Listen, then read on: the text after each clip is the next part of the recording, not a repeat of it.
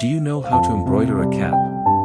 I will share a complete tutorial. This is a full cap embroidery setup, including the cap former, the cap driver, and our cap base. We can fix the cap base onto the table, then insert the cap former into it.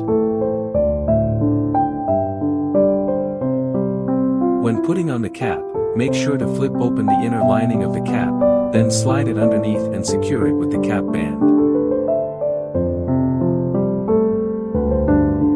Make sure the teeth on the cap band grip right along this seam line.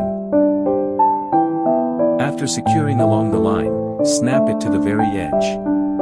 Push the buckle up, and the cap is set. Press the left, right, and bottom buckles simultaneously. Press once and remove the cap. Push the cap driver into the guide rail and slide it forward. Insert the 2 screws on the driver into the rail slots, then use a 3mm hex wrench to tighten them.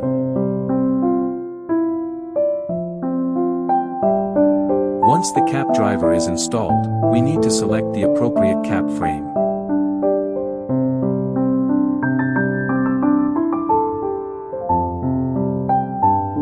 Then mount the cap onto the cap driver. When installing, insert it at an angle, then rotate it into the correct position. Once aligned, push it firmly all the way in. Now the cap is properly mounted. After installation, go to the design selection screen and choose your embroidery pattern. After selecting the design, choose your thread colors and confirm to start embroidering.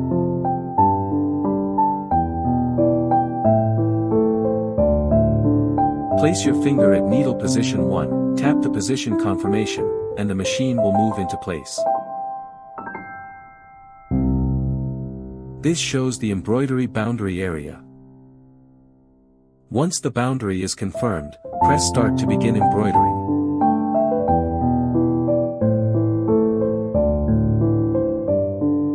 Accelerating.